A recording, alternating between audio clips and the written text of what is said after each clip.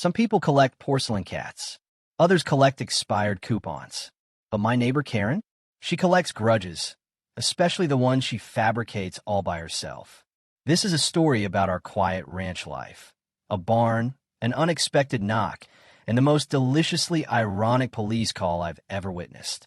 Let me take you back to the day it all began. My wife and I moved to the countryside to escape the madness.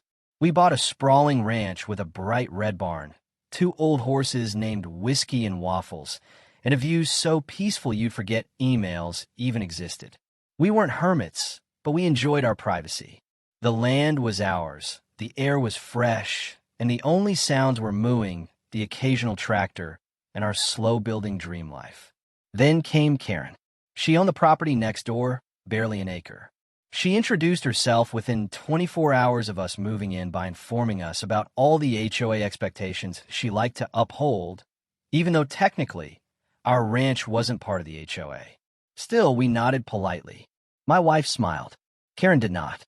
The real trouble began when Karen stopped by our barn one afternoon while my wife was inside working.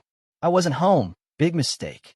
According to security footage later reviewed, Karen knocked, waited 10 seconds, knocked again, then marched off visibly fuming.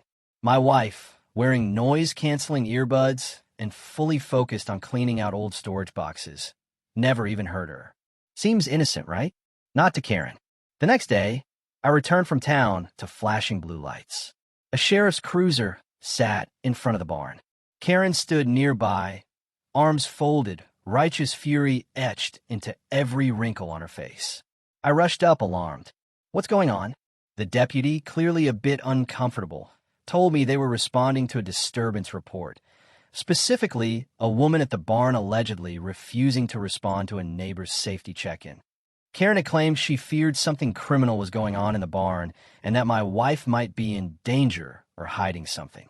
Let me just clarify. My wife is a former detective. And as of 3 weeks ago, the newly appointed police chief of our county. I choked back laughter. You cannot script karma better than this. You call the cops, on the cops. Now, picture this. My wife steps out of the barn with perfect posture, sunglasses on, calm as a movie star. She walks toward the sheriff and flashes her badge with the kind of poise that silences an entire room, or in this case, a driveway. Karen's jaw dropped. The officer's demeanor changed instantly. Karen stammered, I didn't know. She didn't answer me, and there was suspicious. My wife raised one eyebrow. You called emergency services because I didn't answer the barn door? Karen's response? Well, I had a bad feeling. You seemed unwelcoming. Unwelcoming? My wife tilted her head. Ma'am, I'm going to suggest you brush up on the definition of emergency and stop weaponizing law enforcement for your mood swings. The officer gave a subtle chuckle. Karen turned redder than a tomato in July. Power dynamics realigned. Once the sheriff left, with no report filed and an awkward apology to my wife, Karen slinked back home like a dog caught chewing the sofa. But she wasn't done. Over the next few weeks, she filed 2 noise complaints while my wife mowed the grass. Complained that our horses smelled too rustic. Claimed our barn disrupted the natural peace. Each attempt to assert control ended the same way, completely dismissed. And once word spread that the police chief lived on our property, Karen's fake emergencies dried up faster than spilled wine in Texas heat. You'd think the story ends there, but no. Karen's crowning move was submitting a formal HOA request asking that we repaint our barn to match community tones. Reminder, we are not part of the HOA. So, my wife crafted the most professional reply.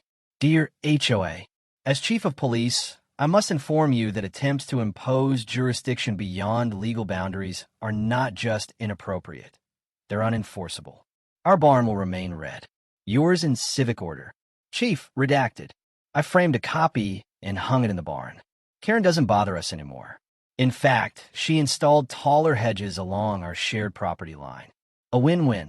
My wife still walks the land like a sheriff in an old western, coffee in one hand, clipboard in the other. The horses love her. So do the neighbors, well, most of them. The irony? Karen could have just been a friendly neighbor. But instead, she tried to tangle with a badge and lost in dramatic, public fashion. The barn door still doesn't have a doorbell. And that's exactly how we like it.